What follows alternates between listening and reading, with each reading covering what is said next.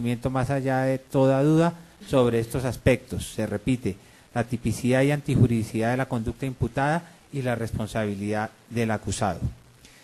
Pues bien, en el caso que nos ocupa, la Fiscalía, a pesar de los esfuerzos que desplegó, no lo logró. Efectivamente, en el punto de la tipicidad, tenemos que el artículo 271 del Código Penal señala unos elementos plurales y puntuales. Señala efectivamente cómo incurrirá en la pena prevista en dicha norma quien, salvo las excepciones previstas en la ley, primer aspecto, excepciones previstas en la ley, por cualquier medio o procedimiento sin autorización previa y expresa del titular,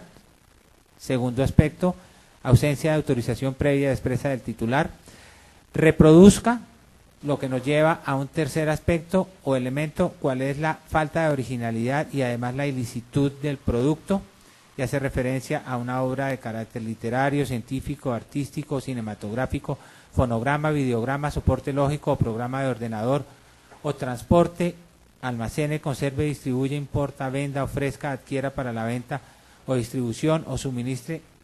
a cualquier título dichas producciones. Entonces tenemos que para una correcta y completa adecuación típica de la conducta imputada, se requiere que se acredite por parte del órgano de persecución del Estado, primero, que las obras no son originales y además que no son lícitas, es decir, que se trata de reproducciones ilícitas. Segundo, que el acusado no se encontraba en alguna de las excepciones previstas en la ley, es decir, en algún evento en los que por disposición de la ley no se requiere de autorización previa y expresa del titular. Tercero, que en el evento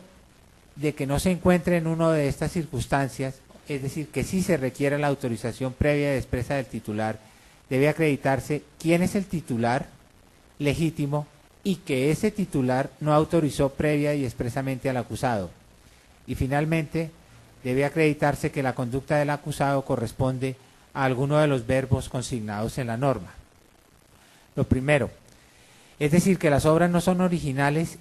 ni lícitas, que se trata de reproducciones ilícitas, no requiere mayor comentario. Simplemente si la Fiscalía no acredita la no originalidad de las obras o la ilicitud de las mismas, no puede hablarse de conocimiento más allá de toda duda sobre la tipicidad de la conducta. Y en el caso que nos ocupa, la Fiscalía manifiesta que sí probó el origen ilegal y perata, es decir, que probó la no originalidad de la obra. Pero en realidad lo que habría probado la Fiscalía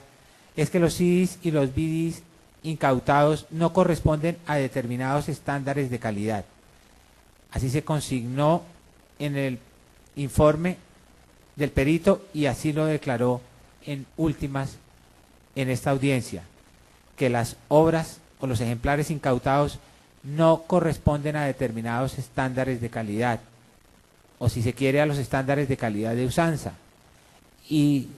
nos describió el procedimiento de producción de un producto acorde a los estándares de calidad y concluyó que el material incautado no corresponde a esos estándares de calidad. Pero también declaró cómo no hubo un cotejo entre una obra original indubitada y las obras incautadas dubitadas, o por mejor decirlo, entre las obras incautadas dubitadas y su par, su gemelo, pero este sí original y libre de duda, o no, o indubitada.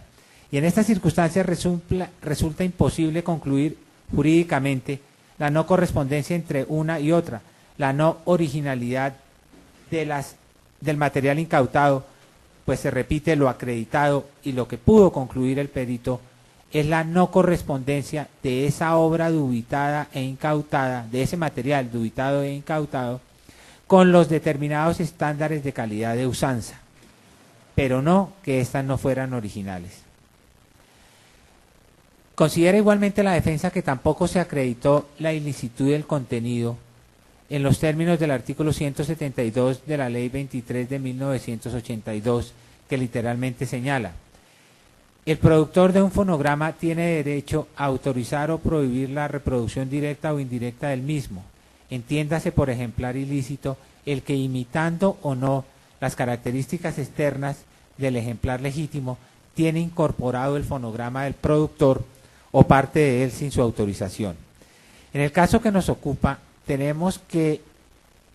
con el peritazgo y con la declaración del perito, se consignó que él verificó por comparación las características externas, los artes externas, pero no obstante lo manifestado por él, debemos concluir que no sucedió lo mismo con relación al contenido. Esto es,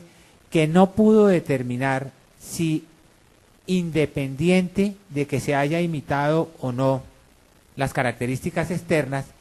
del ejemplar, este tenía incorporado el fonograma del productor. Efectivamente, él nos indicó cómo en su labor no demoró más de 1 hora, nos declaró igualmente cómo se trataba de un número bastante plural de CDs y de DVDs, y en suma reconoció cómo no efectuó o no escuchó o no verificó 1 a 1 los CDs y los DVDs en su integridad. En consecuencia, resulta absolutamente fácil y pertinente concluir que no se acreditó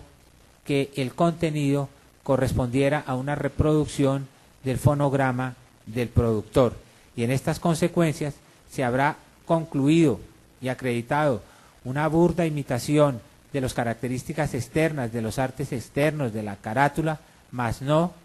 la ilicitud del contenido.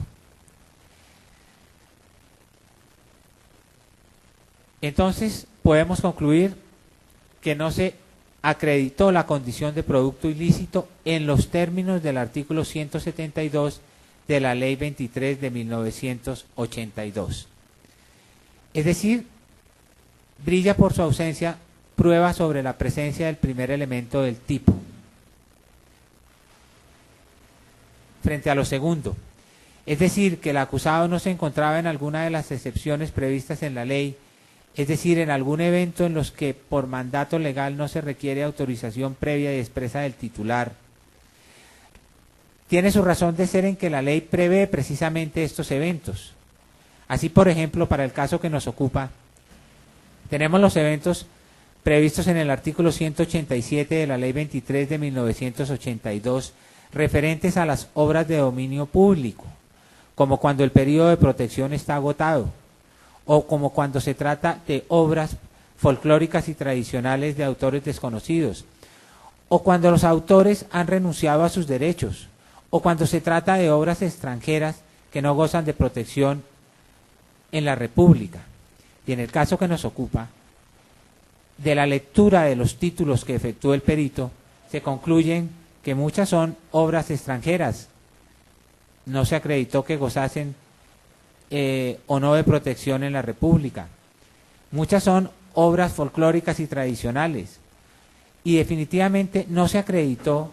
un aspecto perfectamente posible porque es de libre disposición de su titular, ya que se trata de derechos patrimoniales, y es que sus autores hubiesen renunciado a sus derechos.